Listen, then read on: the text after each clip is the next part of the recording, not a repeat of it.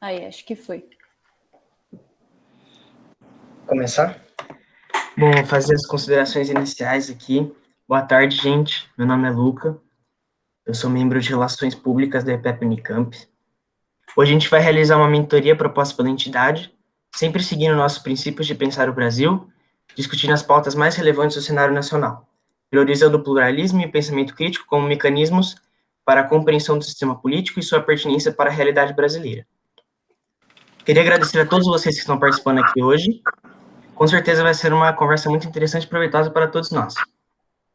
Em especial, agradecer a presença do professor, escritor e economista Paulo Nogueira Batista, que além de atuar politicamente no Brasil, foi diretor executivo pelo Brasil e outros países no FMI e vice-presidente do novo Banco de Desenvolvimento, estabelecido pelos BRICS em Xangai. Hoje, a gente vai direcionar a nossa conversa para o livro de sua autoria, O Brasil Não Cabe no Quintal de Ninguém, Bastidores da Vida de um Economista Brasileiro no FMI e nos BRICS e outros textos sobre nacionalismo e nosso complexo de vira-lata.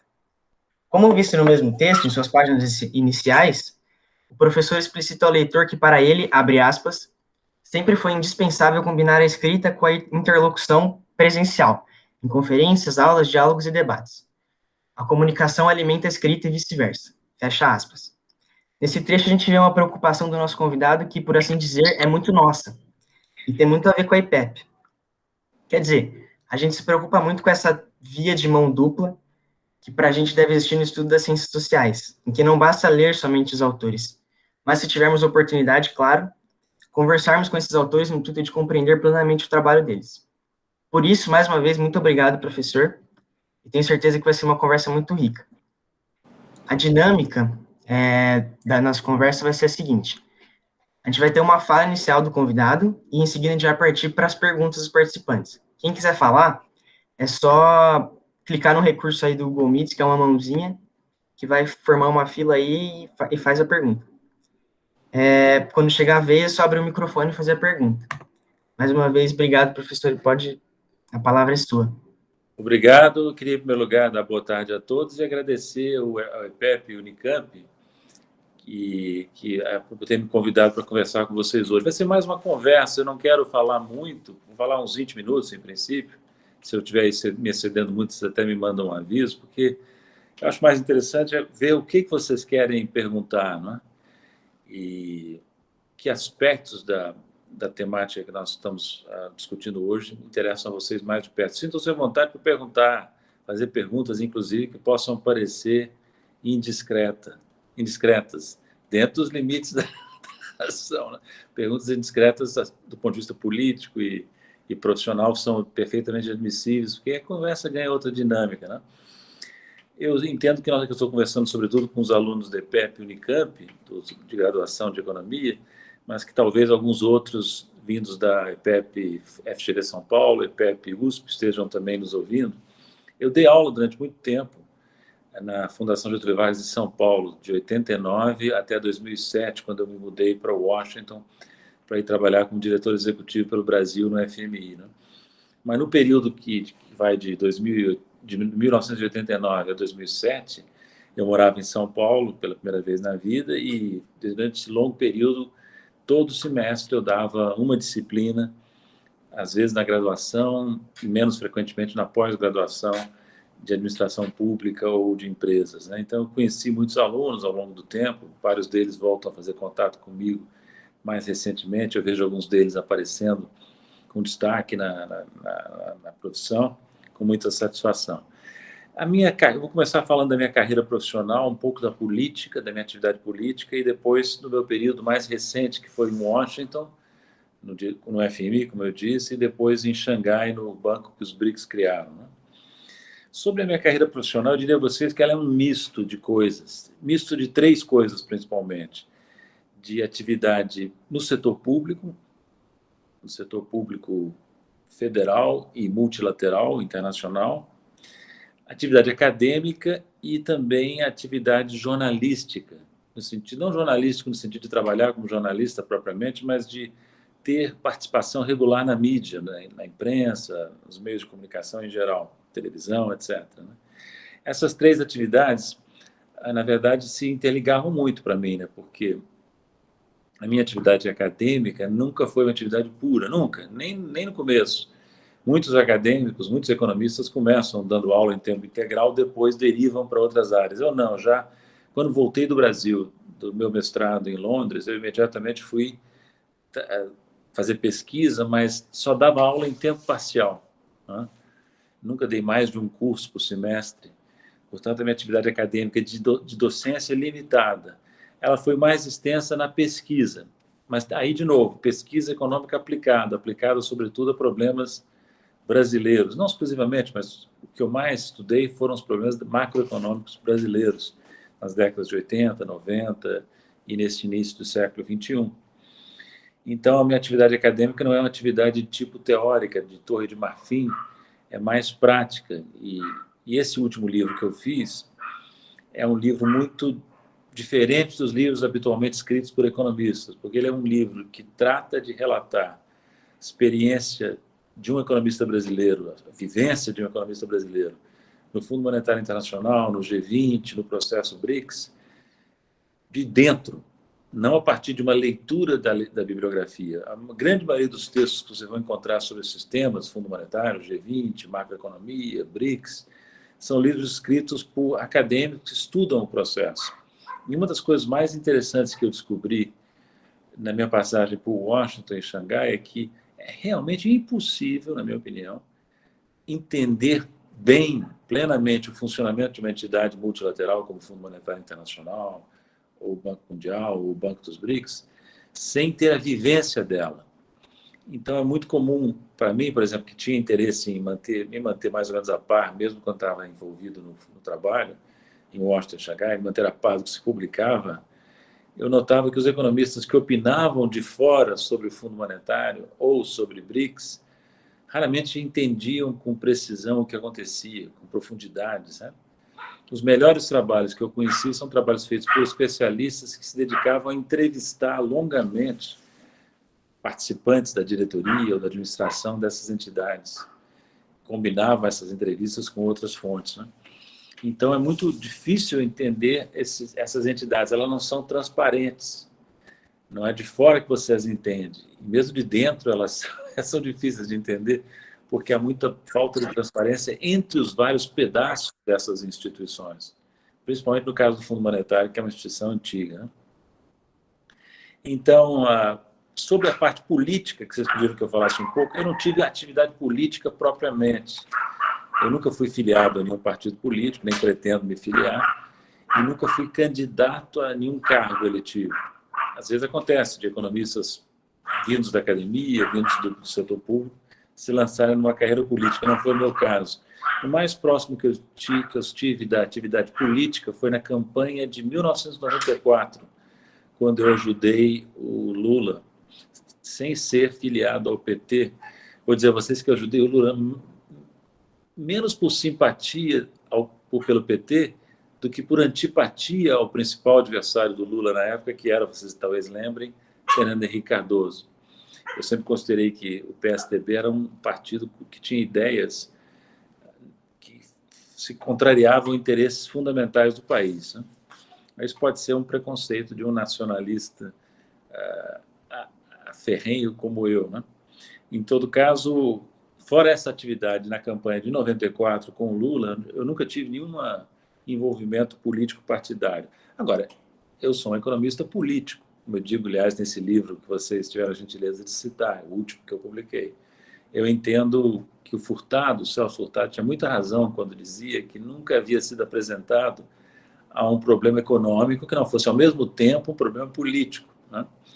Então, é uma pena que a nossa disciplina tenha virado economics desde o final do século XIX, ou desde o início do século XX, e tenha abandonado a antiga denominação, que era political economy, né? Economia política, e não economia pura, né? Economia política porque a economia é uma disciplina que eu entendo ser uma disciplina social histórica.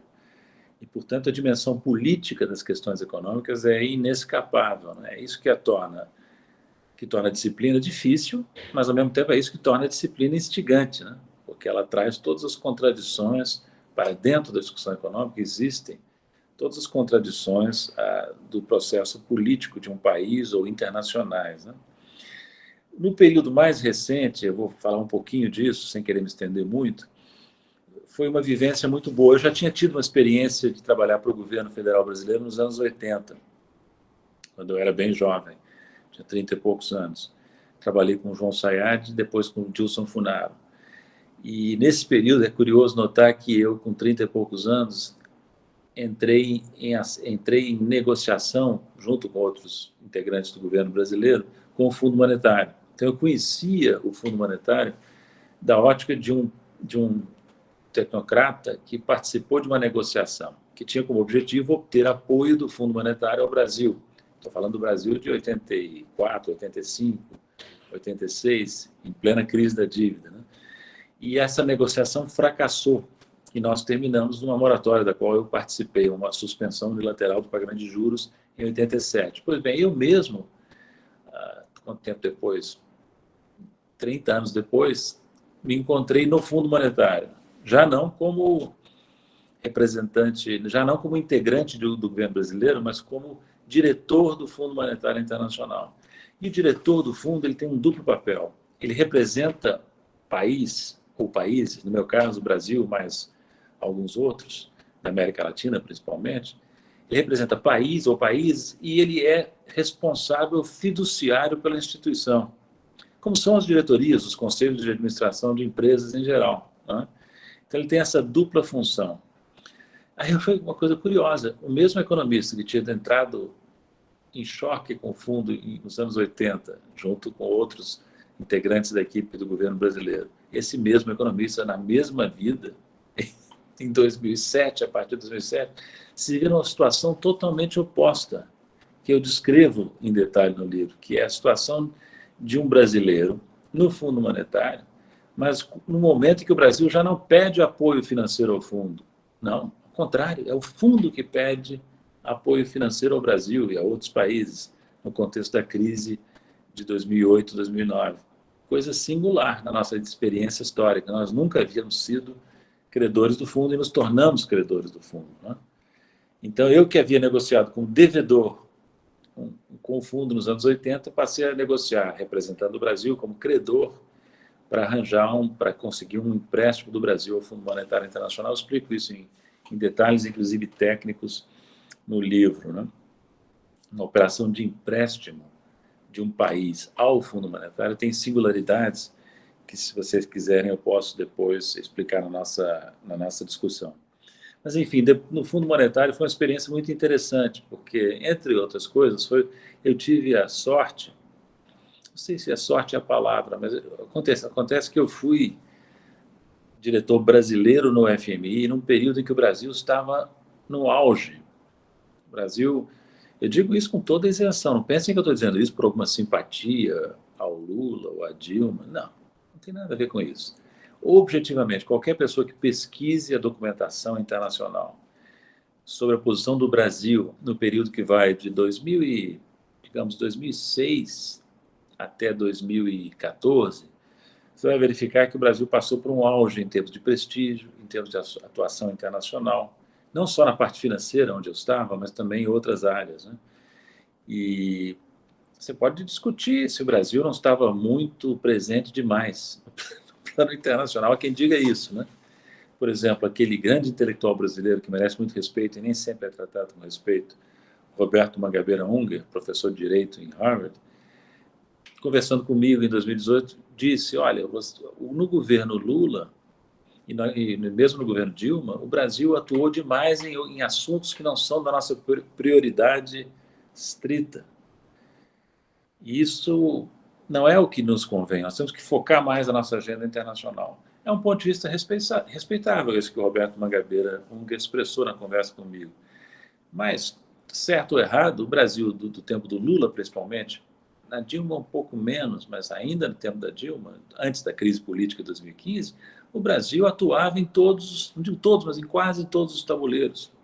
Por exemplo, nós no Fundo Monetário Internacional, e não era que eu combinava isso em detalhe com o ministro da Fazenda, que era o Manteiga, ou com o ministro das Relações Exteriores, que era o Celso Amorim, depois o Antônio Patriota, não.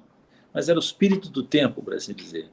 A nossa cadeira no FMI atuava em quase todos os temas importantes que vinham para a agenda do fundo. Não digo todos, porque a agenda da diretoria do fundo é gigantesca. Nenhuma cadeira consegue cobri-la completamente. Mas o Brasil atuava em todos os temas, inclusive temas que não nos diziam respeito diretamente. Entende? Por exemplo, vou dar um exemplo. Nós tivemos um papel líder, eu diria, controvertido, mas de liderança, na crítica ao programa do FMI com a Grécia, que foi, no meu entender, na época, e a experiência mostrou que nós estávamos certos, um massacre para a Grécia. Né? Se você adotar uma atitude super pragmática, você pode dizer, por que o Brasil, lá da América do Sul, vai se meter numa briga entre a Grécia e a Alemanha, entre a Grécia e os países centrais da área do euro? Deixa isso de lado. Né? Nós não nos metíamos de afoitos, apenas nos entendíamos que era papel do diretor do Fundo Monetário, sendo ele um brasileiro, sendo ele um devedor, historicamente falando, que entende os dramas de um país devedor, nos cabia alertar para as inconsistências macroeconômicas e as dificuldades políticas de implementar um programa daquela natureza, no caso da Grécia. Né? E poderia dar vários outros exemplos de temas que chamaram a atenção da opinião pública, mas nos quais o Brasil não participaria normalmente em outras épocas, seja por falta de disposição, seja por estar numa posição de devedor vulnerável e não poder ter arroubos de contrariar os interesses e as opiniões dos grandes países do Ocidente. Entende? Então, no livro que chama O Brasil Não Cabe no Quintal de Ninguém, e aqui eu já vou tentando caminhar para a conclusão, porque eu acho que eu já estou falando há 15 minutos, vocês podem fazer as perguntas que quiserem, como eu disse. O Brasil não cabe no quintal de ninguém. De onde é que eu tirei essa frase? Essa frase me foi inspirada por um comentário que eu ouvi do Leonel Brizola, há muito tempo atrás.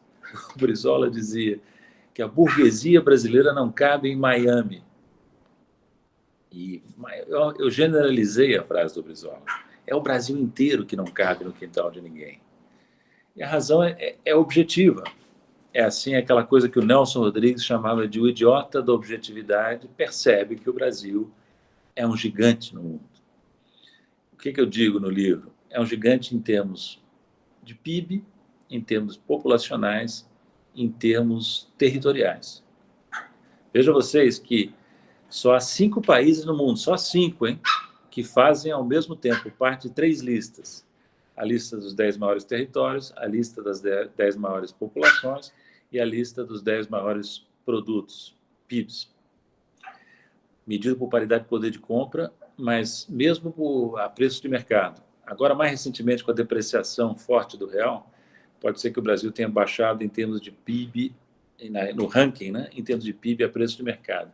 Mas o que é relevante mesmo é o PIB por paridade de poder de compra, e nesse campo, nesse conceito, o Brasil está entre os 10 maiores, assim como os demais BRICS. Quais são os 5 países, gente? Olha só, Estados Unidos, Rússia, China, Índia e Brasil. Só os 4 BRICS originais e os Estados Unidos fazem parte do grupo de países que integram a lista dos 10 maiores em termos econômicos, populacionais e demográficos. Né? Veja, por exemplo, o Canadá. O Canadá é um país que territorialmente está entre os maiores do mundo, mas não faz parte dos maiores em termos de população nem em termos de PIB. Outro exemplo, a Austrália. A Austrália é um dos maiores países em termos territoriais. Está entre os maiores do mundo, entre os 10 maiores, mas não está entre as maiores populações e as maiores economias. Né? A Alemanha está entre os gigantes do mundo em termos de economia, mas não em termos de população e de território. E vai por aí. Né? Então, não seria a rigor necessário que um economista brasileiro ficasse o tempo todo tendo que lembrar isso ao brasileiro, que o Brasil é grande. Isso devia ser uma evidência escandalosa, mas não é porque. Aí que entra o aspecto mais interessante do que esses números, do que essas listas de rankings. É que falta ao nosso país, infelizmente, um ingrediente essencial da grandeza. Esse ingrediente é subjetivo, é a autoestima e a noção do seu tamanho, entende? Senão vira um gigante de pés de barro, um gigante vulnerável. Né? E é o que nós somos, infelizmente. Mesmo no melhor dos períodos, que foi o período que eu mencionei antes, Lula e Dilma, mesmo ali eu lutava constantemente contra o complexo de vira-lata dos brasileiros que estavam no governo. E o meu próprio complexo de vira-lata, entende? Porque é uma coisa culturalmente tão forte, essa essa dificuldade que o brasileiro tem de enxergar o seu próprio valor, que qualquer um, mesmo nacionalista profissional como eu, tem acessos de viralatismo. E é por introspecção. Tem um grande filósofo de quem eu gosto muito, Arthur Schopenhauer, alemão, que dizia que a introspecção é um elemento essencial do conhecimento. Então, se você quer conhecer o brasileiro, você tem que mergulhar dentro de si mesmo. E ali você vai descobrir muitas das qualidades e das limitações do nosso povo, do Brasil, né? E uma delas é essa, que o Brasil se envergonha. Então, eu vejo mesmo as pessoas de esquerda, sabe, que acham que estão sendo maravilhosamente críticas, frequentemente não demonstram capacidade de entender o potencial do Brasil, porque ficam desesperadas com as derrotas que nós sofremos, sobretudo, por exemplo, agora, nesse período recente, e passam a desqualificar o país inteiro, né? E eu queria dizer a vocês, a título de encerramento dessa fala inicial, que é muito importante mesmo, vocês entenderem, olhando para trás, que nós temos uma tradição muito forte. Nós temos, eu diria, duas tradições, sabe? Eu gosto de citar muito uma observação do Barbosa Lima Sobrinho, aquele economista, aquele jornalista econômico e político do final do século XX. O Barbosa Lima dizia que no Brasil sempre houve só dois partidos, o Partido Tiradentes e o Partido Joaquim Silvério dos Reis, o Partido de Defesa do País e o Partido de Entrega do País. O Partido de Joaquim Silvério dos Reis tem uma linhagem gigantesca. Você vai voltar lá para Calabar, que queria entregar o Nordeste brasileiro para os holandeses, vai passando por Joaquim Silvério dos Reis, que traiu a Inconfidência, vai passando por várias figuras no século XIX, no século XX, não vou mencionar todas, são tantas, e culmina na sua presença no governo Temer, por exemplo, no governo Bolsonaro, onde existe todo um conjunto de forças que apequena, que diminui o Brasil, né? Geralmente, esse partido de Joaquim Silvério dos Reis é um partido mimético, que tende a copiar, e mal, aquilo que é produzido, inventado na Europa e, mais recentemente, nos Estados Unidos, né? Do século XX para cá, nos Estados Unidos, né? Mas não esqueçam nunca que existe uma outra tradição muito criativa e muito inteligente no Brasil. Vou te dar exemplos, vou dar a vocês alguns exemplos. A área de economia, Furtado, e toda a tradição furtadiana, cepalina, que desembocou, desculpe, na Unicamp, onde muitos de vocês estudam, na UFRJ, né? Tem representantes disso na Fundação Getúlio Vargas de São Paulo, né? É todo um pensamento econômico voltado para entender e mudar a realidade de países em desenvolvimento com peculiaridades, né? Então, Furtado, por exemplo. Furtado era um pensador do desenvolvimento, mas como costuma destacar a viúva dele, que trabalha muito para preservar o legado do Celso, a Rosa diz muito bem que a grande contribuição do Furtado foi a teoria do subdesenvolvimento, ou seja, entender que o que acontece em países como o Brasil não é uma etapa anterior do que viveram os países hoje desenvolvidos, mas sim um fenômeno que tem as suas próprias peculiaridades e que deve ser estudado enquanto tal. Isso para falar da economia, mas olhem para a parte cultural. Você tem Machado de Assis, você tem Euclides da Cunha, Gilberto Freire. Veja que eu estou citando pensadores, escritores de tendências políticas mais disparatadas, né? Você tem Sérgio Buarque de Holanda, você tem Raimundo Faoro, você tem Oscar Niemeyer na arquitetura, você tem os modernistas de São Paulo, você tem, enfim, toda uma tradição que eu diria a vocês que é uma tradição, sim, nacionalista, mas não nacionalismo fechado, nacionalismo aberto a influências externas. E mais do que isso, como disse o Oswald de Andrade, um nacionalismo brasileiro antropofágico, que absorve e recria a influência externa. E essa é uma singularidade muito impressionante da cultura brasileira, dessa tradição forte da cultura brasileira, que nós, economistas e cientistas sociais em geral, temos que preservar. E eu, ao longo da minha vida, procurei dar a minha modesta contribuição a que essa tradição continue valendo, crescendo e frutificando em nosso país. Mas era isso que eu queria dizer a título de pontapé inicial. Acho que eu falei mais ou menos 20 minutos mesmo. E devolvo a palavra a vocês e estou aberto à nossa discussão, então. Bom, boa tarde, professor. É um prazer falar com o senhor e agradeço essa fala inicial que eu achei brilhante. Eu próprio tenho um grande interesse pelo nacionalismo, né? Já falei para várias pessoas isso, e eu comecei a me interessar mais pelo estudo do nacionalismo, assim, a partir da leitura do Darcy Ribeiro, aquele livro Povo Brasileiro, e também a partir, curiosamente, também do estudo da China, né? Que eu acho que a China é um bom exemplo de como o nacionalismo pode servir, né, para uma construção de uma nação, a construção de digamos, de uma nação, de uma civilização, né, de colocar o país para frente. Então, acho que o Brasil realmente precisa olhar mais para esse tipo de assunto, né? E a minha pergunta é o seguinte: numa entrevista para a Carta Capital, o senhor afirmou que muitos discursos que hoje circulam na política e na sociedade, eles carecem de uma sofisticação, né? E como os que se fazem hoje contra o assim chamado globalismo. E no Brasil, um dos principais porta-vozes desse tipo de discurso é o atual chanceler, o Ernesto Araújo.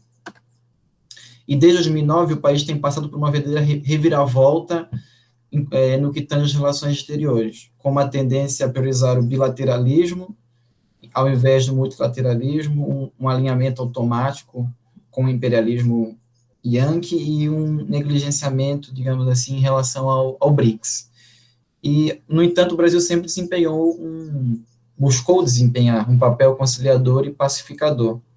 No entanto, agora o Itamaraty chegou a dizer a seguinte frase: que sejamos pária com relação ao papel do Brasil no cenário internacional.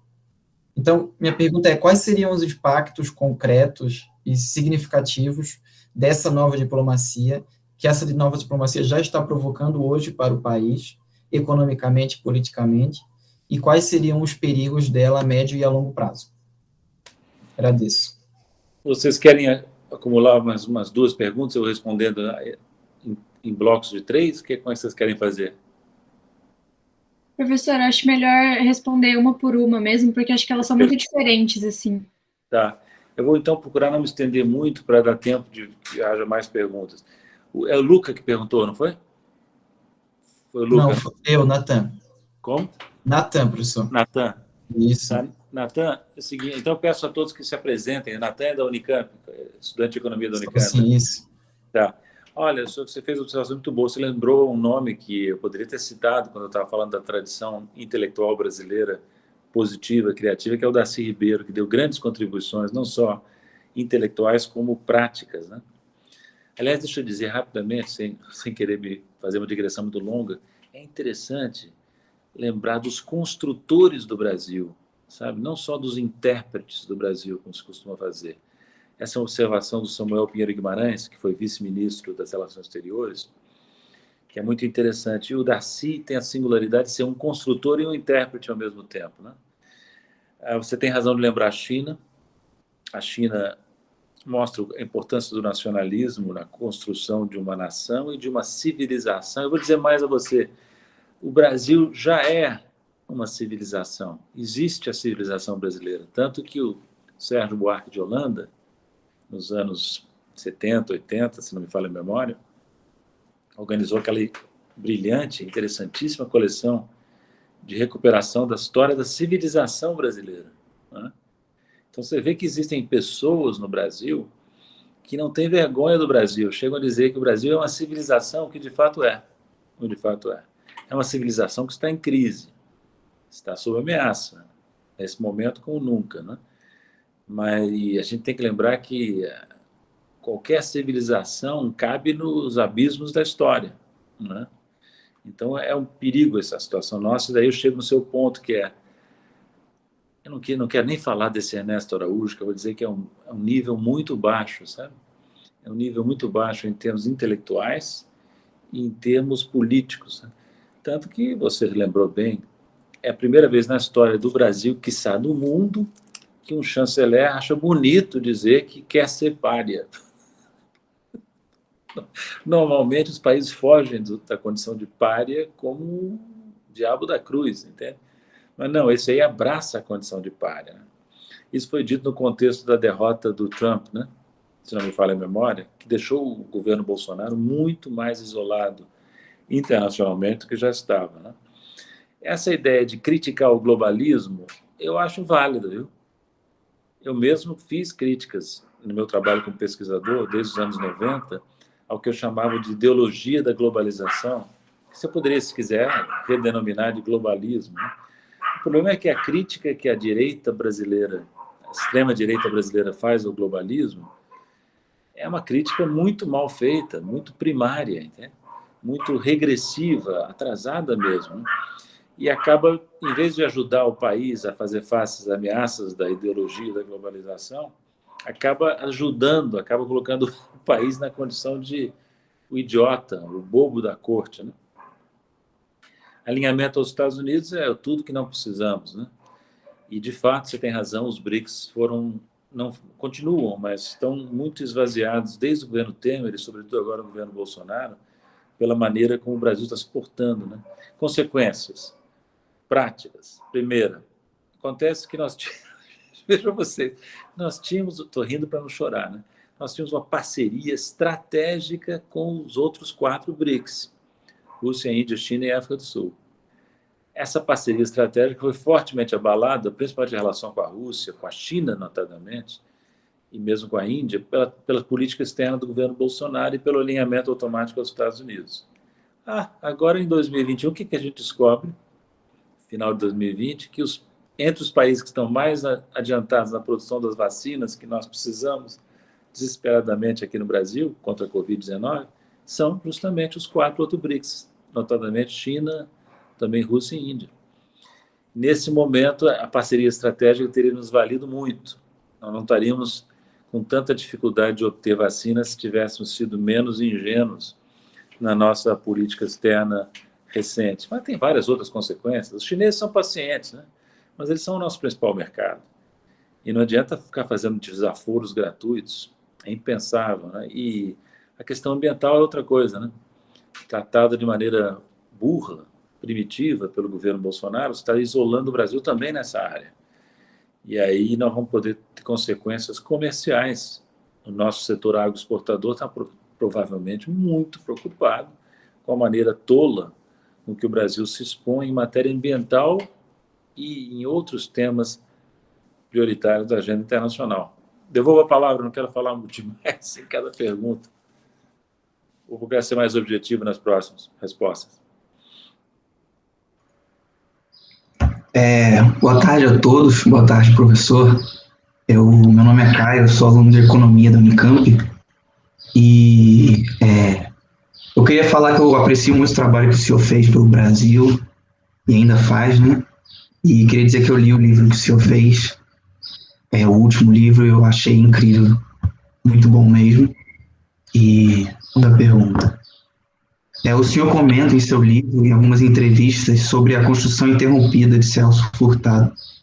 Em um de seus vídeos, o senhor fala que no momento que devemos nos atentar à destruição do Brasil como um país. O senhor poderia falar um pouco sobre essa temática? Como é possível interromper a destruição do Brasil? O que falta para o Brasil, para que o Brasil volte a se desenvolver e crescer como uma nação? Boa pergunta. Rai? O nome Rai? Caio. Caio? Isso. Oi, Caio. Caio, obrigado por suas palavras, obrigado por ter lido o livro.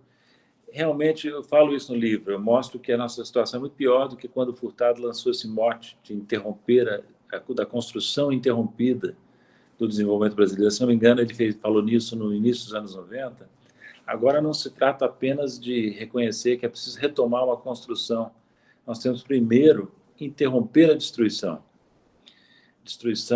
que é declarada como objetivo pelo próprio presidente atual do Brasil.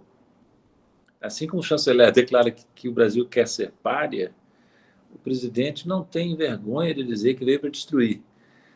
Tudo bem se eles viessem para destruir, soubessem o que colocar no lugar, mas não sabem.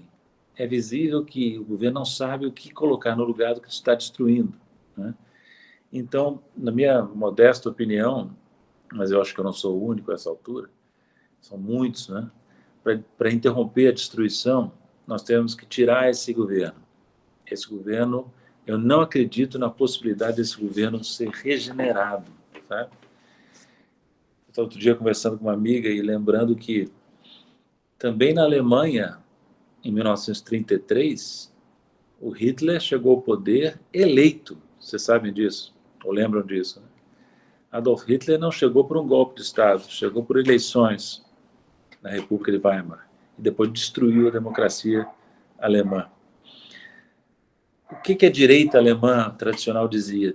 Não tem problema, esse Hitler vai ser útil contra a social-democracia, contra o KPD, o Partido Comunista, vai botar um pouco de ordem na casa no meio da Grande Depressão e a gente depois controla o governo.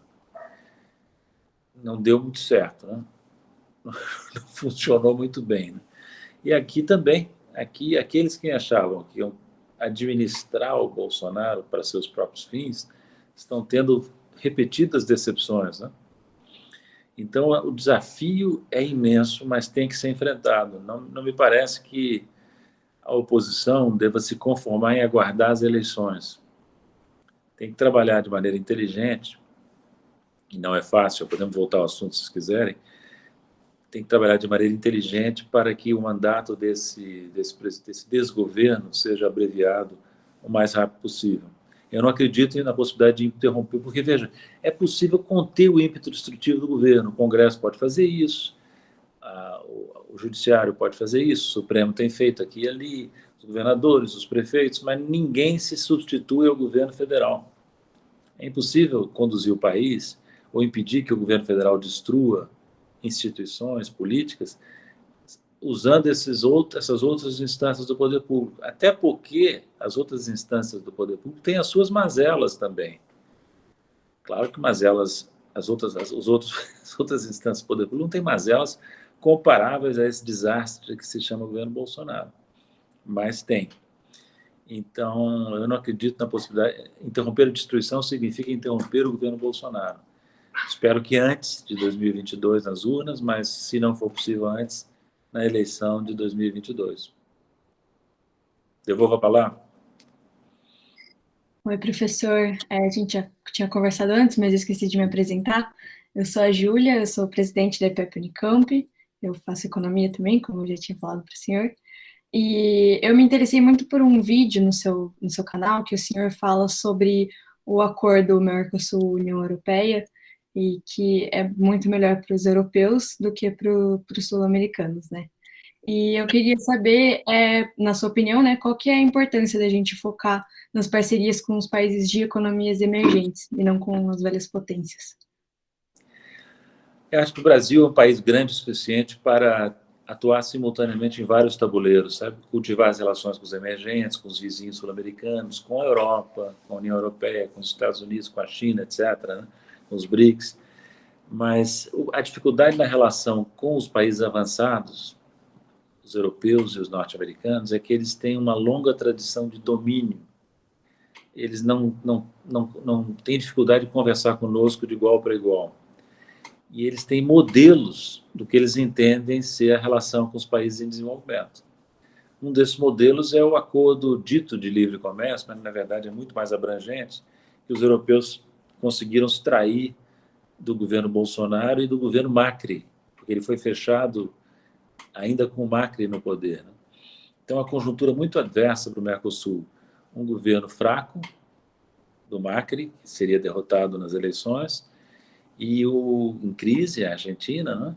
E o Bolsonaro aqui, no seu primeiro ano, já dando mostras de que não tinha a menor noção do que fazer, né? Ou melhor, tinha noção, mas todas as noções que ele tinha eram erradas, né? Todas eu não digo, mas a grande maioria, né? E uma delas foi, na verdade, ele herdou um pedaço da agenda neoliberal, que é, se você olhar a postura dos neoliberais brasileiros, eles tendem a propugnar que o Brasil entre nesse tipo de negociação com os europeus e com os americanos. Como é que é essa negociação? Uma negociação que envolve derrubada de barreiras ao comércio, tarifárias e não tarifárias, mas envolve muito mais do que isso. Envolve compromissos em tratado, né? Restrições, portanto, importantes à condução da política pública em áreas como patentes, propriedade intelectual, compras governamentais, licitações, tudo que você possa imaginar entra aí. São acordos amplos, não são acordos comerciais apenas, né? E são acordos tão amplos que, na realidade, implicam uma perda de autonomia muito substancial na condução da política econômica.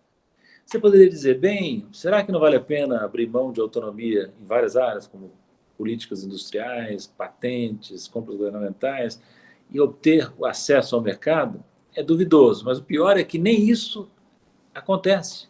Porque o acesso ao mercado que os europeus se dispõem a dar, adicional ao que já existe, é muito limitado, porque eles temem a concorrência da América Latina, do Brasil e da Argentina, sobretudo, em áreas onde eles são pouco competitivos. Então, eles querem livre comércio para entrar nos mercados do Mercosul, mas querem muitas ressalvas ao livre comércio quando se trata do nosso produto competitivo ingressar no mercado europeu. E pior, eu não tenho condições de entrar em detalhes aqui, pior é que esse acordo está cheio de cláusulas que permitem aos europeus acionar medidas de proteção com alegações e procedimentos duvidosos, sabe? Fáceis. Então, o Brasil não está atuando corretamente na preservação dos biomas ambientais importantes.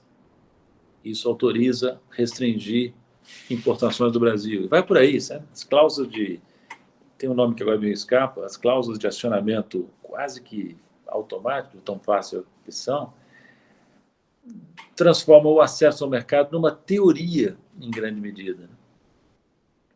Então, eu sou um dos poucos, realmente, pouca gente se preocupa com isso no Brasil, lamentavelmente, mesmo no campo da oposição.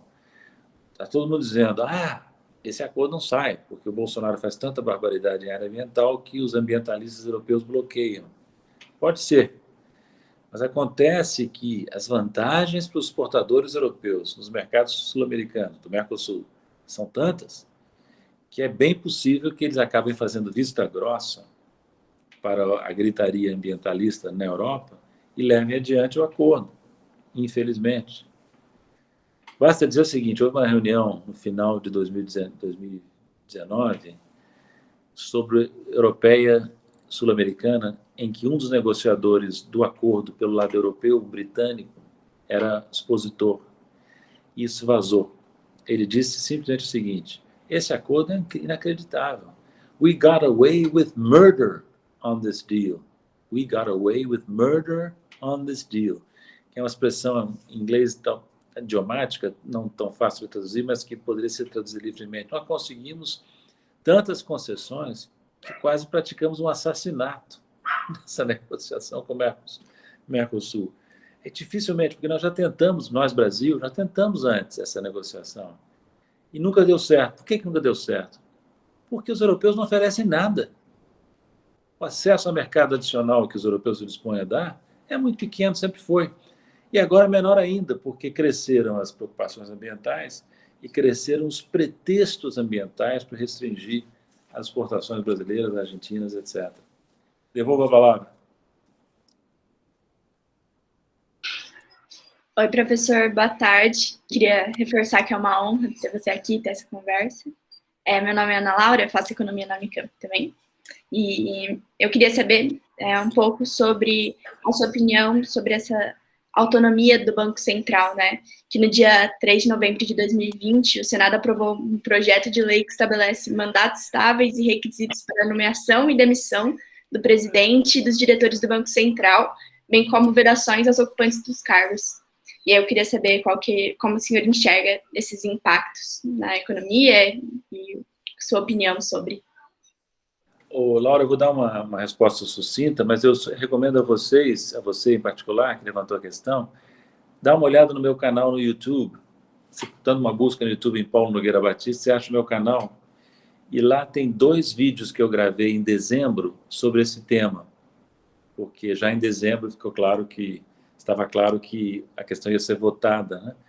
E, aliás, essa pergunta sua é muito tempestiva, porque terça-feira que vem haverá uma tentativa de colocar a votação desse projeto de lei em plenário já, na Câmara dos Deputados. E ele já veio aprovado do Senado. Estava conversando hoje por telefone com um deputado, o Pedro Uxay, que me explicou que, em razão da pandemia, eles alegam que podem pegar um projeto dessa importância, que muda fundamentalmente a relação do BC, do Banco Central, com o poder público, e passá-lo, vindo do Senado, direto para o plenário, sem percorrer as comissões, imagina? Ou seja, é passar boiada, né? É passar boiada. O Salles usou essa expressão, mas está sendo feito também na área econômica, né? E por que é perigosa essa ideia? Porque o Banco Central, ele exerce inúmeras funções, né? Em todo o país ele é muito importante, né? Mas no Brasil ele é mais importante do que costuma ser, porque ele opera em múltiplas áreas.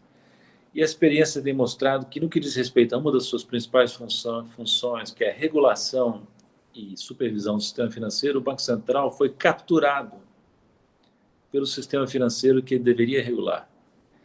Então, o fato da presidência do Banco Central, dos diretores do Banco Central serem demissíveis ad nutum, a qualquer momento, pelo governo, pelo presidente da República, dá um contrapeso, ainda que frágil, a essa influência permanente do sistema financeiro privado sobre a condução da política do Banco Central. Então, eu não quero fazer nenhuma caricatura aqui, mas é como se houvesse, isso não é caricatura, é uma expressão muito usada, uma porta giratória, sabe? Que funciona assim. O economista que quer ter uma carreira brilhante no sistema financeiro, já vou dizendo a vocês aí que querem ser executivos de instituição financeira, se é que existem aí nesse grupo, o caminho mais simples tem sido o seguinte: o sujeito entra numa consultoria, estuda primeiro, de preferência nos Estados Unidos, obtém um grau de doutor e vem para uma instituição financeira. Dali ele vai dando as opiniões que o mercado quer ouvir, né? Aquelas opiniões padronizadas, a sabedoria comum da turma da bufunfa, né? E ele é guindado a uma posição no Banco Central, diretoria, e volta para o mercado com o passe valorizado. Às vezes vai de novo para o Banco Central e volta mais valorizado ainda. Isso os americanos chamam de revolving door. A gente chama aqui de porta refrigeratória. Não é um problema exclusivo do Banco Central. Acontece em outras áreas da administração pública, mas é um problema grave. Então, se você dá ao presidente do Banco Central e aos diretores mandato fixo, você cria uma situação assim, olha, vamos supor que o projeto de lei seja aprovado, espero que não, mas parece que vai, aí a equipe atual do Banco Central é designada para mandatos fixos. O Roberto Campos Neto e os seus diretores vão ter mandatos que vão além do governo Bolsonaro. Então, se o Bolsonaro não é reeleito, o presidente eleito, que pode ser bem diferente do Bolsonaro, pode e deve, ele vai herdar o comando do Banco Central designado pelo Paulo Guedes e pelo Bolsonaro. E pode haver uma dificuldade real aí, porque o governo pode querer praticar uma política econômica que exige coordenação com o Banco Central, contra a qual o Banco Central se insurja. Aí o Banco Central terá mandato fixo, o que dá a ele condições de se insurgir contra essa reorientação da política econômica. Então, é uma proposta antidemocrática que cria, no meu entender, potencialmente um quarto poder no Brasil, que é o Banco Central, agora com independência formal. Mas o assunto é super complexo. Só dei uma pincelada aqui. Devolvo a palavra. Boa tarde aí, pessoal. Boa tarde, professor Paulo. Eu sou o Matheus, eu também faço economia na Unicamp, assim como a maioria do pessoal que está aqui. E mais uma vez é uma honra estar aqui com o senhor. Eu acompanho você já tem um tempinho nas suas entrevistas que o senhor dá, eu vejo o seu canal no YouTube, eu gosto bastante das ideias que o senhor trabalha. E indo propriamente para a questão, teve uma entrevista que o senhor participou recentemente ao INBTV, em que o senhor fala que o Brasil perdeu bastante força dentro dos BRICS, e isso acontece, né, desde 2014, pelas diversas crises seja ela moral, econômica, política e social, que o Brasil vem enfrentando. Aí eu, primeiramente, gostaria de saber quais os mecanismos que o senhor acha que são relevantes para o Brasil recuperar essa notoriedade nos BRICS e também como que esse bloco poderia ajudar o Brasil a superar os problemas da pandemia. Bem, realmente o Brasil perdeu força internacionalmente a partir de 2015, quando houve aquela crise econômica e política na fase final do governo Dilma, né? O Brasil se enfraqueceu, perdeu condições de atuar. As pessoas em Brasília, muito assoberbadas pela crise, a própria Dilma, os ministros, né? O Brasil foi saindo de cena. Eu senti isso já quando eu estava ainda em Washington, com Joaquim Levy sendo nomeado ministro da Fazenda, e depois quando eu me mudei para Xangai. Eu tive, portanto, duas grandes fases do meu período exterior. Uma que foi a fase gloriosa do Brasil em ascensão, Brasil respeitado, e depois de 2015 até a minha saída em 2017, o Brasil, não digo que entrando em colapso, seria exagero, mas o Brasil saindo de cena, perdendo expressão, perdendo força, como você disse, inclusive nos BRICS. Isso se manifesta da seguinte maneira: o Brasil continua lá, participa de todas as reuniões em nível presidencial, em outros níveis, continua no banco, onde eu trabalhei, continua no Fundo Monetário dos BRICS, que eu ajudei a constituir, mas esse legado que nós deixamos está sendo desbaratado aos poucos, sabe? Por várias coisas. Vou dar um exemplo, sem querer me alongar muito, mas um exemplo. Em janeiro agora, janeiro que passou, o Brasil tinha que fazer um pagamento de capital ao novo Banco de Desenvolvimento, o Banco de Xangai. Pela primeira vez nos 5 e poucos anos de existência do Banco, dos BRICS, um país, no caso o Brasil, não fez o pagamento previsto em tratado assinado e sacramentado pelo Parlamento brasileiro, das duas casas. O Brasil está em moratória com o Banco dos BRICS. E isso é claro que afeta a credibilidade brasileira junto aos BRICS, afeta o banco que nós ajudamos a criar, né? Então, é uma pena. Por exemplo, esse banco é um banco que pode financiar, inclusive, programas, está financiando programas de combate à pandemia, com juros baixos e empréstimos de longo prazo, né? É uma fonte potencial de financiamento num banco em que nós temos uma voz ativa, né? Nós temos 20% do capital. Agora um pouco menos, que o Brasil não inteirou a parcela totalmente. Então o Brasil poderia estar aproveitando muito melhor, tanto mais que agora temos um presidente brasileiro no comando, sabe? Pela negociação que nós fizemos em 2014, em Fortaleza, na cúpula dos BRICS de 2014, o Brasil adquiriu o direito de indicar o segundo presidente. Nós lutamos por isso. Não teria lutado tanto por isso, talvez, se soubesse que o presidente que indicaria o presidente do Banco dos BRICS a partir de julho de 2020 seria Jair Bolsonaro. Talvez eu tivesse pensado na época, vamos tentar deixar a escolha do terceiro ou quarto presidente do banco. Mas, enfim, está lá um brasileiro, né? E desde que esse brasileiro assumiu, em julho do ano passado, o Brasil acelerou a sua captação junto ao banco. Agora vem janeiro, o Brasil não paga. Incoerente, né? Então, Matheus, sem dúvida nenhuma, que aí a consequência das vacinas, né? É claro que, vamos ser claros, é importante entender o seguinte: tem muita caricatura desses assuntos na mídia, inclusive na mídia de esquerda. Não quer dizer que a China, a Índia, a Rússia estão revoltados com o Brasil e vão nos atrapalhar, não. Todos eles são países pragmáticos, sabem da importância do Brasil, não querem, diante da primeira barbaridade que o Brasil faz, da segunda ou da terceira barbaridade, entrar em choque. Então vão aguentar, até certo ponto, os deslizes brasileiros. Mas é claro que o Brasil não tem mais... Olha, gente, quando nós estávamos lá, o Brasil, até 2014, 2015, era respeitado realmente, sabe? Nessas reuniões internacionais, por exemplo, na diretoria do Fundo Monetário, nas reuniões do G20, eu posso dizer a vocês, eu digo com toda clareza, é fechado, vou dar até exemplos. Quando o México pede a palavra, por exemplo, ou o Chile, ninguém dá bola. Por que não dão bola? É porque México é visto como caudatário dos Estados Unidos. Então, a opinião mexicana não tem peso. Isso vale até mesmo para alguns países desenvolvidos. Canadá, por exemplo, e Japão são vistos como aliados tão próximos dos Estados Unidos que as opiniões dos delegados, dos ministros japoneses, canadenses, são meio que descontadas. No Brasil, não. Naquela época, na minha época lá. Na nossa época, o Brasil, quando o Brasil pedia a palavra, fazia silêncio, as pessoas escutavam, porque sabia que ali estava falando um país que tinha não só voz, como opinião próprias. Não era inflexível, nem arrogante, sabia fazer concessões, mas tinha um ponto de vista que precisava ser considerado. Tanto mais que nós atuávamos em conjunto com os outros grandes emergentes, no G20, no Fundo Monetário, no Banco Mundial, com China, com Rússia, com Índia e depois a África do Sul. Entende?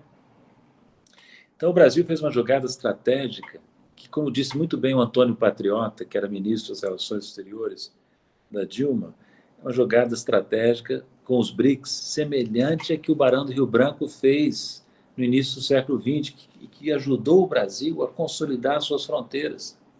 O que o Barão fez? Ele percebeu, lembrava o Patriota, percebeu que na transição do século XIX para o século XX, a força se deslocaria para os Estados Unidos. Então, ele cultivou uma relação forte com os Estados Unidos. Não um alinhamento, não subordinação, mas se valeu da percepção de que os americanos estavam em ascensão e os europeus continuariam importantes, a Inglaterra, mas declinando. Mesma coisa agora. Correto é perceber que os Estados Unidos estão em um declínio irreversível. Irreversível é forte, mas é um declínio persistente, os europeus mais ainda, em termos relativos. E o leste da Ásia, notadamente a China, mas também a Índia, no sul da Ásia, crescendo em termos relativos de forma muito acentuada. A Rússia, demonstrando repetidamente a sua capacidade de atuar de forma independente no plano político. Não é? Então, o Brasil não vai brigar com os Estados Unidos. Nunca brigamos. Não vai brigar com os europeus. Vai manter relações boas, cordiais, dentro do nosso interesse, mas tem que pender para o lado dinâmico da força mundial. Tem que entender que ela está. E essa crise de 2020, da Covid, está mostrando isso, em 2021. O que está mostrando? O papel-chave que tem a China, a Rússia e a Índia na luta contra a Covid. Então, nós temos que estar bem com esses países. Teríamos que estar bem, agora não estamos tão bem. Manter e cultivar essa parceria estratégica tão importante para nós. Devolvo a palavra. Oi, professor. Boa tarde. Sou o Rod Zamora. Eu faço o curso de Ciências Econômicas também na Unicamp. Minha pergunta era mais voltada à questão do mundo financeiro, assim. Com a pandemia da Covid-19, as bolsas de valores do mundo inteiro sofreram algumas quedas significativas. A Nasdaq, a NISA, a Deutsche Börse, inclusive nos últimos meses, tiveram suspeitas de que estavam se formando bolhas no mercado financeiro. Assim, considerando o pânico gerado na população através das crises econômicas, eu queria saber sua opinião sobre como o mercado financeiro deveria atuar para se recuperar de uma recessão como essa. E também gostaria de saber se centros econômicos como Wall Street merecem algum tipo de regulamentação rígida para continuar seus processos no meio da pandemia. Bom, essa questão é muito polêmica, né? A questão do papel do sistema financeiro e do papel da regulação de Wall Street e outros centros financeiros, né? Ninguém defende em sã consciência que não haja regulamentação. A divergência está no alcance que deve ter, no detalhamento que deve ter essa regulamentação. E as opiniões dos especialistas flutuam ao sabor das crises. Por exemplo, antes da crise de 2008, do Lehman Brothers, né? A opinião predominante é que era importante fazer uma regulação light touch, para usar a expressão americana, leve, deixar o mercado se autodisciplinar, o mercado em toda a sua variedade de instituições, né? Agências de classificação de riscos, sistemas de controle de riscos internos das instituições, né? A presunção aí é que os sistemas são, em última análise, eficientes e que eles dispensam uma mão pesada do regulador.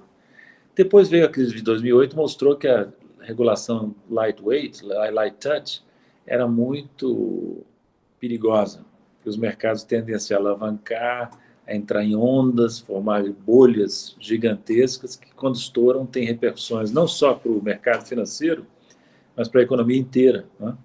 Como aconteceu. Então, hoje em dia, acho que a opinião dominante dos economistas, mesmo os economistas de mainstream, é que você precisa ter uma regulamentação importante por parte da esfera pública do mercado financeiro privado. Não significa interferir em tudo, sabe? Mas significa transmitir certas mensagens para o mercado. Por exemplo, não acreditem que, por causa do seu eventual tamanho como entidade financeira, você será socorrido em qualquer crise. Essa mensagem é importante porque, se os mercados passam a entender que o socorro virá de várias formas, por parte do Banco Central, do governo, de modo geral, eles tendem a assumir riscos exagerados, né? Ficam risk-prone, propensos ao risco. E esse risco é importante você lidar com os riscos sistêmicos que a quebra, que o estouro das bolhas produz, sem gerar um risco moral de que, toda vez que houver dificuldades, os bancos e outras entidades financeiras serão socorridos, entende? Mas, para isso, viu, aí eu volto à pergunta que foi feita anteriormente pela Laura. Para isso é importante, por exemplo, que o Banco Central seja de fato independente em relação ao mercado. O Banco Central não pode ser conduzido por uma equipe dirigente que está de olho no emprego futuro que terão em bancos ou outras entidades financeiras privadas. Entende? É preciso haver medidas de que garantam a autonomia do Banco Central, não no sentido habitual que se fala por aí, que é autonomia em relação ao poder político, em relação ao poder financeiro que o Banco Central tem que regulamentar, tem que supervisionar, entende? Então, em todo mundo, o Banco Central, quando não é o único responsável pela regulação do mercado financeiro e pela sua supervisão, é sempre um dos principais, né? E então nós temos que favorecer a construção de um Banco Central que seja realmente autônomo, capaz de zelar pelo interesse público, né? Devolvo a palavra. Bom, boa tarde, professor. Me chamo Antônio, também sou estudante de Economia da Unicamp. E eu queria trazer a discussão mais voltada para o governo Bolsonaro, porque em uma entrevista que o senhor deu ao jornal Brasil de Fato, o senhor relata alguns precedentes que nos ajudam a entender como o Bolsonaro foi eleito, né? E aí você cita aqui, Jânio Quadros e o Collor são exemplos de governos populistas e espalhafatórios que conseguiram se eleger.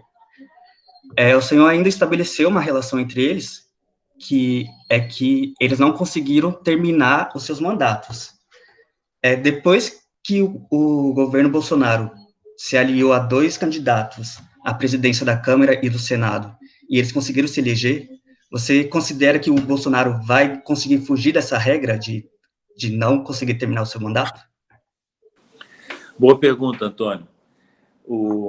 Eu escrevi sobre isso um artigo que vai sair segunda-feira, vai circular segunda-feira em vários lugares, por exemplo, na Carta Capital Online, na 247, no GGN do Nassif e outros lugares, em que eu abordo novamente essa questão, sabe?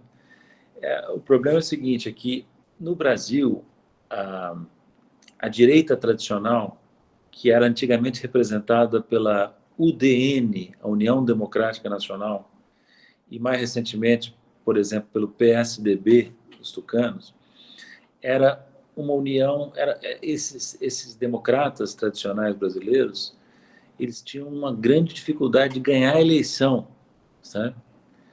Eles perdiam todas, quase todas, só conseguiam derrotar o trabalhismo getulista, o Juscelino, o PT, o PDT, o Brizola, quando faziam o quê? Quando davam...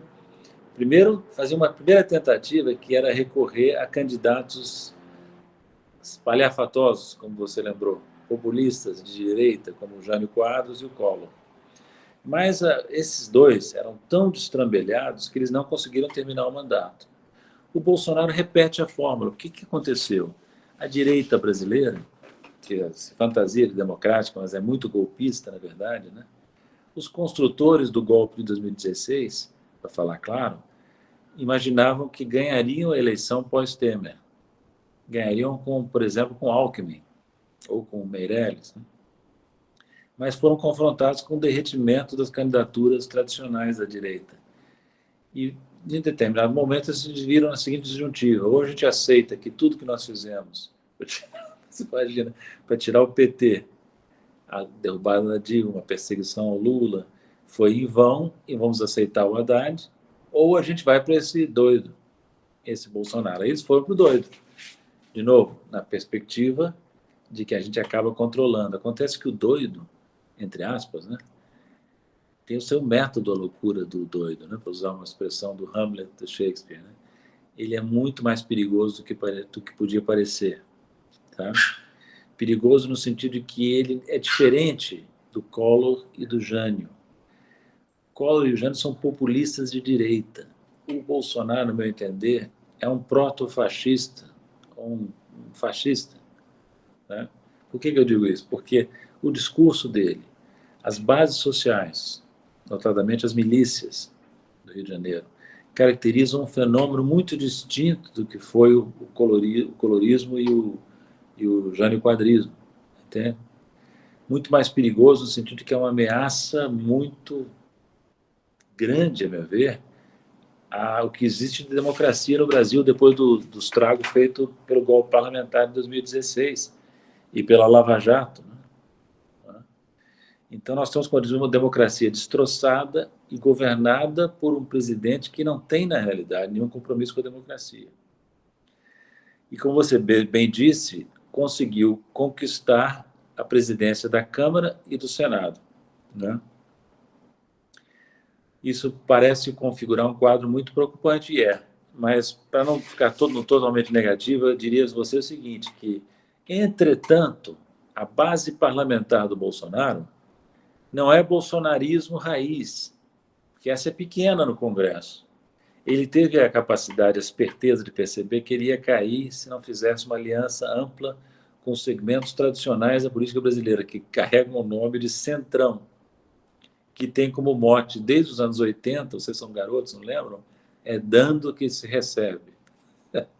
Ou seja, quem é que tem que dar? É o presidente e seus ministros têm que dar as concessões que eles pedem para receber o apoio parlamentar. Foi assim que o Temer governou, foi assim que o Fernando Henrique governou, foi assim que o Lula governou, em parte. Foi assim que a Dilma não governou e caiu por isso. Entende? Então, ele teve essa esperteza. Porém, esse bloco chamado Centrão é um bloco que não tem nada a ver com o protofascismo bolsonarista. É um bloco não ideológico, hiper pragmático, que vive em função de benesses. Não dá bola para ideologia nem para discurso. Então, esse bloco é um aliado poderoso, mas circunstancial. E se o Bolsonaro se enfraquecer, não me surpreenderia que esse Centrão saísse fora com uma rapidez estonteante, entende? Então, o lado frágil do Bolsonaro, e portanto bom para nós, Brasil, é que ele tem uma base parlamentar aparentemente sólida, mas na verdade vulnerável. Devolvo a palavra. Professor, minha pergunta agora é de cunho mais técnico, né? Que o senhor tinha comentado na sua fala inicial sobre quando o Brasil, o FMI pediu um empréstimo no Brasil e não o contrário, né? Como acontecia geralmente. E eu queria entender, assim, como funciona na prática, assim, quando o Fundo Monetário pede um empréstimo para um país, quais que são as consequências, etc. Bem, eu expliquei isso em razoável detalhe no livro. No livro Brasil Não Cabe no Quintal de Ninguém, mas eu vou dar uma tentativa de explicar isso de maneira sucinta. O que acontece é o seguinte: o Fundo Monetário ele tem uma determinada capacidade de emprestar, que é determinado pelo volume de recursos que os países já colocaram à disposição dele. O que aconteceu naquele período, em 2008, 2009, é que o Fundo Monetário se viu confrontado com a maior crise desde a Grande Depressão da década de 30 do século XX, que foi a crise desencadeada pelo colapso do Lehman e outros bancos. Né? E essa crise teve grandes repercussões em muitos países. Né? que se viram estrangulados do ponto de vista de balanço de pagamentos e precisando de apoio. Aí a capacidade de emprestar do fundo estava na situação pré-crise. Então, os países principais, os países desenvolvidos e também os principais emergentes, entre os quais o Brasil, que passaram a se reunir no âmbito do G20 em nível presidencial, e houve uma grande negociação de que era importante ampliar o volume de recursos, poder de fogo do Fundo Monetário. A única forma rápida de fazer isso seria os países com poder de fogo cambial disponibilizarem uma parte de suas reservas para o fundo. Então, o pedido de empréstimo ao Brasil foi parte de um esforço conjunto envolvendo os principais países desenvolvidos, vários emergentes, China, Índia, por exemplo, também, Rússia, África do Sul menos, porque é menorzinha, né? Que passaram a emprestar o fundo. E como é que funciona isso? O Brasil se coloca um determinado montante, no caso do empréstimo, o primeiro empréstimo que eu negociei, o Brasil colocava à disposição do fundo até 10 bilhões de dólares. Ou seja, o fundo podia, obedecendo às regras habituais, pedir recursos das reservas brasileiras para emprestar a algum outro país. Por exemplo, saíram das nossas reservas alguns recursos que foram direcionados, por exemplo, para a Grécia, pelo Fundo Monetário, entende? Mas ao fazer essa operação em que o Brasil desembolsa uma parte do limite, né, que é até 10, nunca chegou a desembolsar 10, para o fundo recebe os recursos e entrega o quê? Uma promissória, que é uma nota ou um título do Fundo Monetário por país. E passa, com esse recurso, a ser credor de um outro país membro, no exemplo que eu dei, a Grécia. Ora, é interessante que, como o Fundo Monetário tem uma ampla base de países que emprestam, ele pode dizer ao Brasil e a todos os outros que emprestam, olha, se você está me dando aqui, digamos, 200 milhões de dólares, por exemplo, que eu vou repassar para a Irlanda, mas se você, por acaso, tiver dificuldade de balanço de pagamentos, está no contrato, você tem possibilidade de pedir a devolução antecipada dos 200 milhões que eu peguei. Por que isso é importante? O Brasil nunca vai pedir isso, mas é porque o Brasil fica aí com a possibilidade, o Brasil e todos os demais credores do fundo, de continuar contabilizando o empréstimo feito ao fundo nas reservas internacionais do país. E como a taxa de juros que o fundo paga, que o FMI paga aos credores é semelhante àquela que o país pode obter nos mercados de crédito, depositando reservas, aí fica a perda financeira direta muito pequena. Então, foi uma operação muito vantajosa, no meu entender. Estou dizendo isso assim, sem querer me autoelogiar, até porque eu vou confessar a vocês, eu digo até isso no livro, eu confesso, eu era contra esse empréstimo, quando veio o pedido, mas o Lula não quis saber que o Lula entendeu que era importante participar da operação de empréstimo. E eu percebi que ele estava certo. Por que eu não queria emprestar? Porque eu achava que o fundo estava apenas engatinhando em termos das suas reformas, que dariam mais voz ao país como o Brasil. Então, minha sugestão ao governo brasileiro era esperar avanços da reforma antes de se comprometer com o empréstimo. Mas o Lula captou o essencial, que eu não estava percebendo, que era que o Brasil faturaria politicamente de maneira muito expressiva fazendo essa operação. E foi o que aconteceu. Nós não tivemos custo direto nenhum, mudou a composição das reservas, não o seu nível, não diminuiu o nível, não houve custo financeiro expressivo direto, pelo motivo que eu expliquei, e o Lula passou a dizer, tranquilamente, sem ferir a verdade, agora nós somos credores do Fundo Monetário. E eu, por meu turno, andava nos corredores do FMI com áreas de grande potência. Ou seja, o Brasil ganhou alavancagem nas discussões internas do G20, do Fundo Monetário, com essa operação que, do jeito que foi construída, tinha pouco ou nenhum ônus para o credor Brasil. Devolvo a palavra. Boa tarde, gente. Boa tarde, professor. Eu sou a Júlia, estudo Economia na Unicamp também.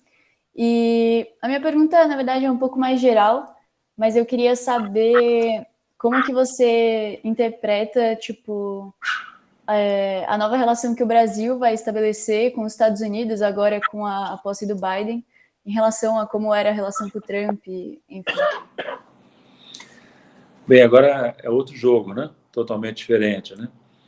Porque a derrota do Trump tirou da cena o principal ponto de apoio externo do Bolsonaro. O Bolsonaro, em vários aspectos cruciais, era um imitador do Trump, um admirador do Trump, né? Um admirador até simplório, eu diria, sabe?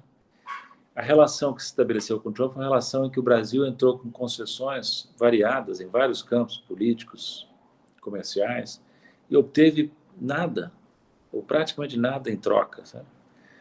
Eu conheço americanos, viu? O Trump, nesse caso, não é exceção, é típico, né? Ele, quando vê um país assim, se oferecendo para fazer concessões sem contrapartida, ele embolsa as concessões, mas perde o respeito pelo país. Então, eu não acredito de forma alguma que o Bolsonaro tivesse conquistado real apoio do Trump. O máximo que ele conseguia era o Trump, eventualmente, fazer uns ruídos favoráveis a ele, em questões ambientais, coisas assim, bem chinfrins, né? Já o Biden, vamos ver, né? Mas o Biden eu entendo que é um político mais tradicional americano, tá? Ele vai fazer uma política imperial, ou você acha que não? Ninguém que conhece os Estados Unidos sabe que tem essa ilusão, né? Os Estados Unidos são essencialmente um país imperial, estruturalmente imperial, né? Só que o imperialismo americano agora vai ser um pouco mais esperto, vai usar uma retórica mais humanista, mais multilateralista, sabe? Então, é mais perigoso para países vulneráveis como o Brasil, para países que sofrem do complexo de vira-lata, que vem um americano com um discurso bonzinho, vamos dizer assim, o brasileiro embarca com uma facilidade tremenda. Tanto mais que nós estamos aflitos aqui com esse governo de quinta. Então, há uma tentação de muitos setores, até mesmo da esquerda, de olhar para os Estados Unidos e outros países e pedir apoio, ajuda, sabe? Quase que implorar. Não sei se vocês viram uma carta assinada por vários ex-ministros do meio ambiente, uma carta dirigida à comunidade internacional. Pouca gente vai achar isso, mas, na minha opinião, a carta foi constrangedora, sabe?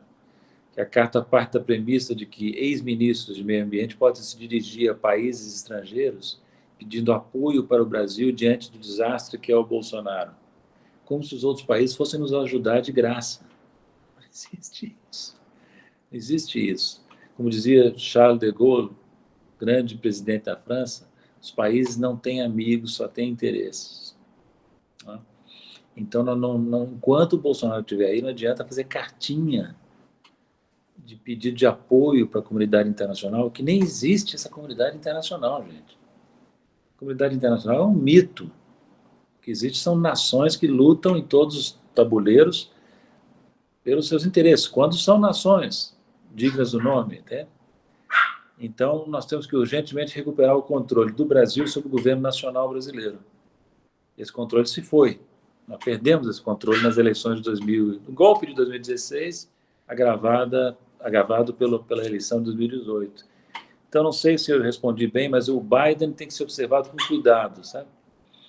Se nós estivéssemos com um governo bom em Brasília, eu diria o seguinte: o governo teria que ter um diálogo franco, detalhado com o governo americano, mas sem ilusões, sabe? Sem ilusões de que os americanos terão condições de nos fazer grandes favores ou grandes concessões. Devolvo a palavra aí. Eu queria retomar um pouco a pergunta da Ana Laura, que ela falou sobre a questão da porta giratória e tal. E a minha pergunta é a seguinte: todos nós sabemos da importância do sistema financeiro e bancário para as economias de todos os países, porque elas permitem a realização de investimentos e financiam o consumo para as empresas e para as famílias, né? No Brasil, o capital financeiro tem uma grande força política, por meio da porta giratória e com ministros da Fazenda que são do ramo, né, são banqueiros do ramo financeiro nos últimos governos, e é uma demanda atual, essa autonomia do capital financeiro é uma demanda atual, a autonomia do Banco Central, buscando diminuir o controle e interferência política sobre a condição econômica do Banco Central.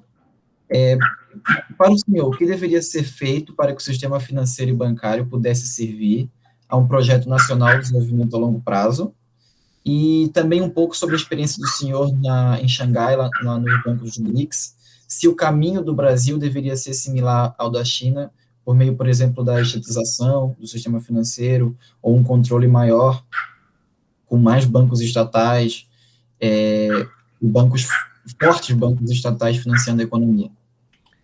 Você levantou muitos temas complexos, vou tentar dar umas pinceladas.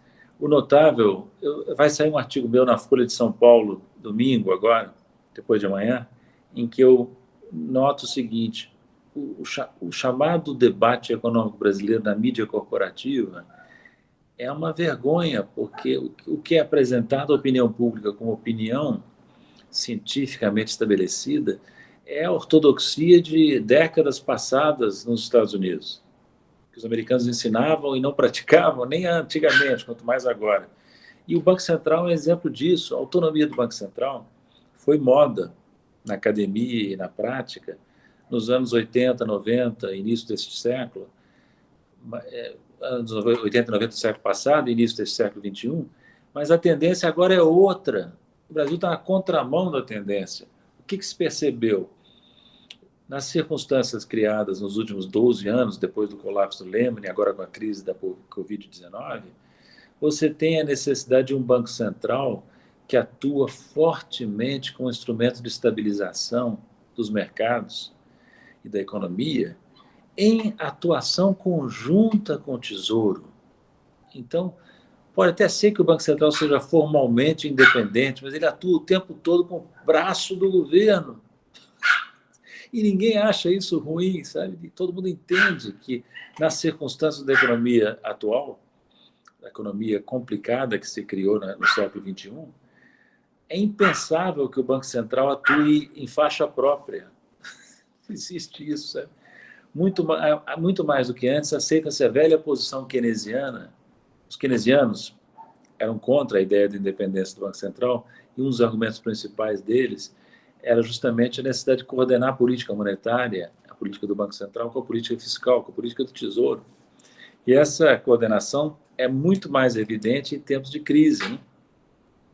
Então, o que nós teríamos que ter? Em Xangai eu observei, sim, o sistema financeiro chinês. Não digo que tenha observado em profundidade, porque o meu trabalho lá no Banco dos BRICS me absorvia tanto que eu não tinha tanto tempo assim de estudar a economia chinesa. Mas uma característica da economia chinesa, interessante, pouco divulgada, viu? Você sabe que você acabou de mencionar, mas os bancos todos são públicos, são estatais. Agora, uma coisa que eu queria chamar a atenção de vocês para o chinês, que eu aprendi. O chinês, a fala do chinês, o discurso da autoridade chinesa, do bancário, do banqueiro chinês, não tem nada a ver com a realidade, sabe? Eles, quando conversam conosco, com pessoas do Ocidente, eles partem da premissa de que nós queremos ouvir um discurso pró-mercado, pró-liberalização. Então, eles nem falam nisso, sabe? Eles se apresentam como uma economia de mercado, uma economia que respeita a propriedade, que respeita a independência dos mercados, e não dão ênfase à realidade deles, que é uma realidade em que o Estado está presente, por exemplo, na área bancária, sendo proprietário, né? Então é muito engraçado, nós lá em Xangai, nós tínhamos uma interação muito grande com os bancos chineses, né? Os grandes bancos chineses, que são enormes, né?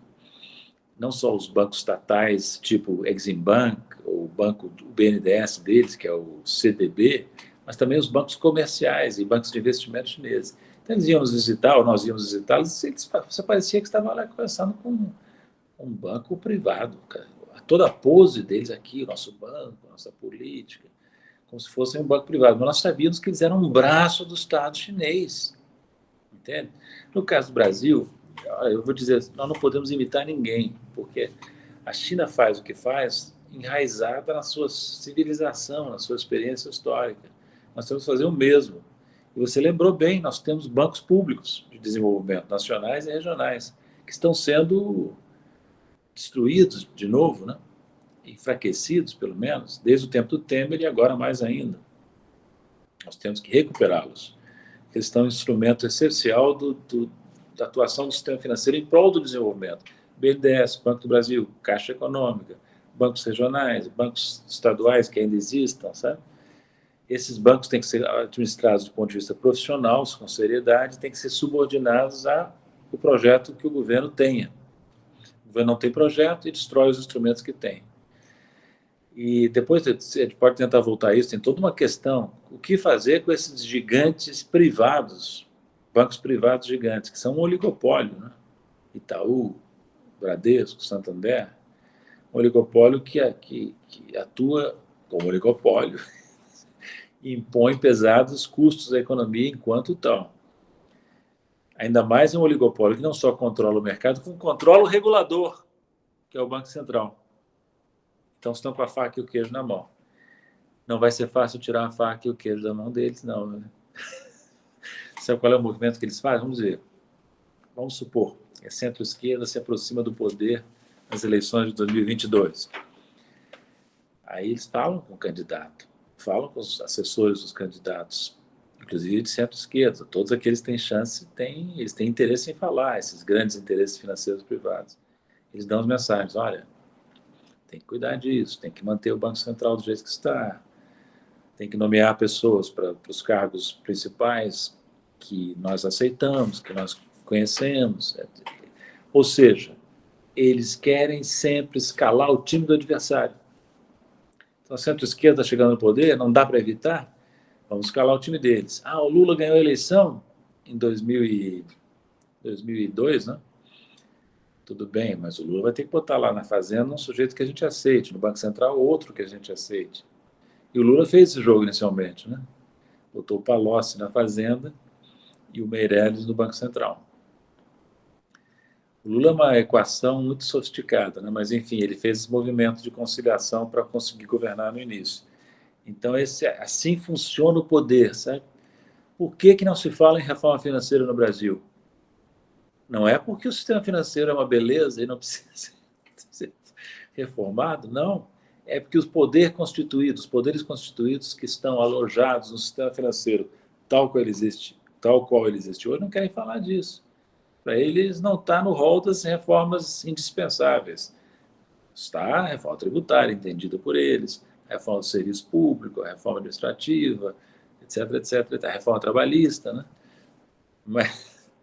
Mas a reforma do sistema financeiro é tabu. É tabu. E é um tabu que tem a sua explicação, sabe? Eu devolvo a palavra. A gente vai encerrando agora com a última pergunta da Amanda. Infelizmente, tem sido muito bom, mas nosso tempo é limitado, já passou 1h30. Por favor, Amanda. Opa, boa tarde, professor. Estou muito feliz de estar aqui ouvindo o senhor, né? E ficou uma tradição da gente, tipo, da pergunta final, a gente pediu um conselho para o nosso mentor, né, quanto à perspectiva de futuro, né, principalmente como economista. Então, minha pergunta vai nesse sentido, né, porque após a passagem por um governo instável, né, falha em administrar as crises ambiental, sanitária, política, econômica, ético-moral, né, internacional, né, que se ergueram durante a sua regência, e considerando também as várias negativas quanto ao futuro do Brasil, né, qual conselho o senhor daria para nós, jovens estudantes universitários, para nos incentivar a seguir com uma carreira no setor público e atingir tanto sucesso e reconhecimento como o senhor? Você sabe que no meu livro, Amanda, eu abri com um epígrafe, 2 epígrafes, que tem a ver com a sua pergunta. Uma do La Rochefoucauld, aquele moralista francês, e outra do Bismarck, o primeiro-ministro alemão. A do La Rochefoucauld é a seguinte: a experiência é uma lanterna que a gente carrega ao ombro, só ilumina o caminho percorrido. E o Bismarck dizia: eu nunca aprendo com a experiência, só com a dos outros, nunca com a minha. Então, são 2 epígrafes opostas, sabe?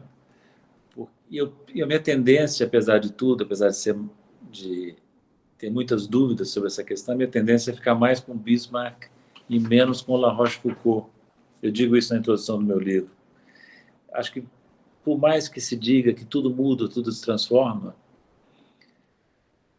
tudo muda e não muda.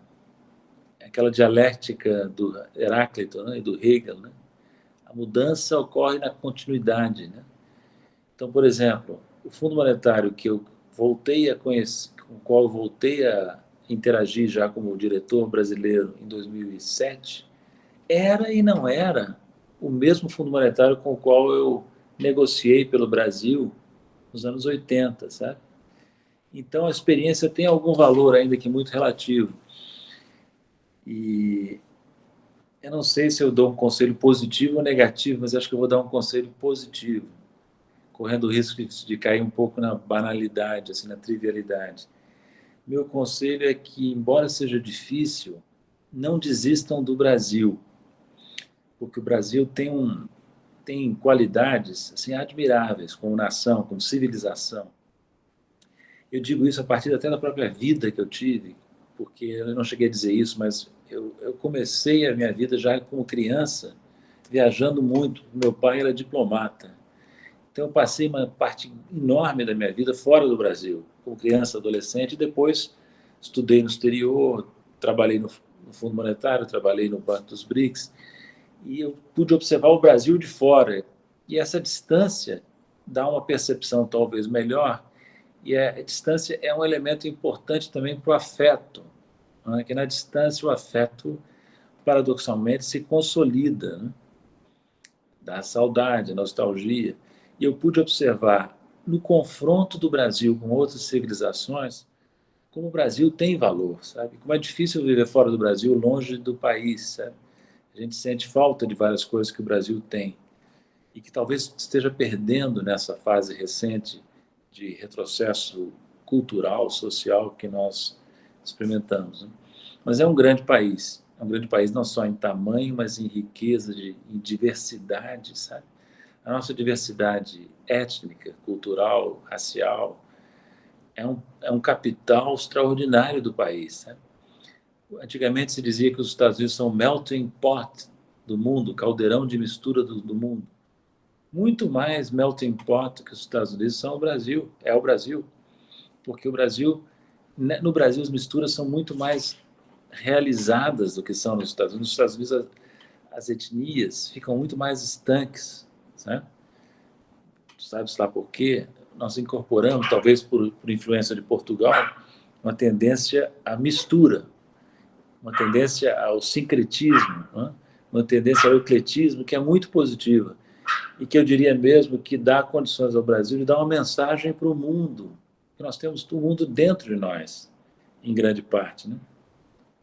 Então eu costumo dizer, e com isso eu vou terminar, que o Brasil precisa de um Dostoiévski, sabe? Que o Dostoiévski, no século XIX, teve o grande papel, reconhecido já na época como tal, de dizer à Rússia que a Rússia, apesar de atrasada no concerto europeu, tinha uma palavra especial para o mundo. O século XX mostrou que sim, que tinha várias palavras, nem sempre talvez positivas. Mas o Dostoiévski chamou os russos ao reconhecimento da grandeza da Rússia e ao papel que ela tinha no concerto mundial, a despeito do atraso relativo que a Rússia inegavelmente tinha. Nós temos, então, que procurar ter o nosso Dostoiévski. O mais próximo que nós conseguimos disso foi o Nelson Rodrigues, por isso que o Nelson Rodrigues é um pouco o nosso Dostoiévski, sabe? Ele foi um escritor, um cronista que chamou a atenção do Brasil para a grandeza do Brasil, para a necessidade de superar o que ele chamou, a expressão é dele, como vocês sabem, de complexo de vira-lata. Então, eu queria novamente agradecer vocês pelo convite, foi um prazer, gostei muito das perguntas, e vamos ficar em contato. De repente, a gente faz mais uma coisa semelhante, talvez um debate com outros economistas. Mais à frente, eu terei o maior prazer em participar. Obrigado. Nossa, legal demais, professor.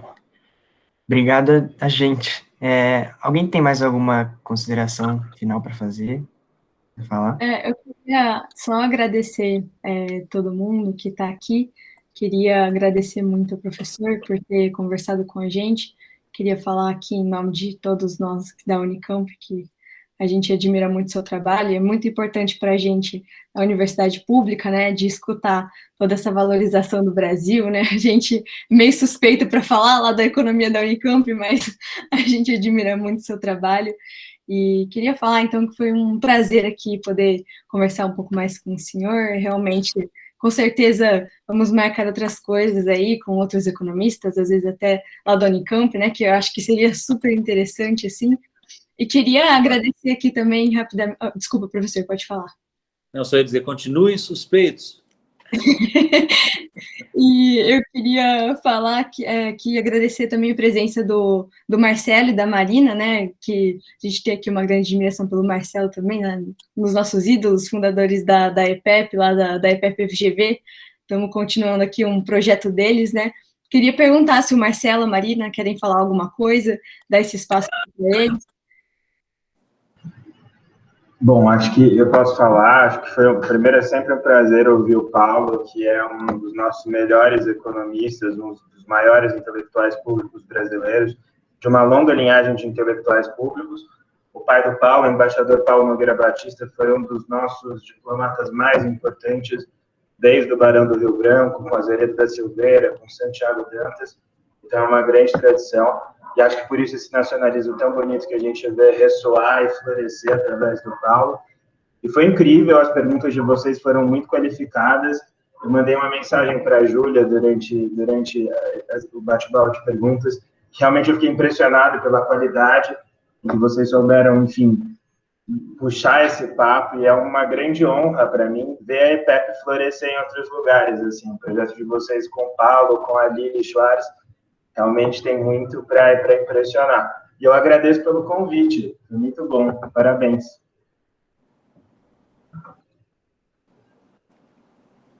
Bom, acho que a gente podia encerrar a gravação, né? Só pedir para o professor esperar um pouquinho para a gente fazer o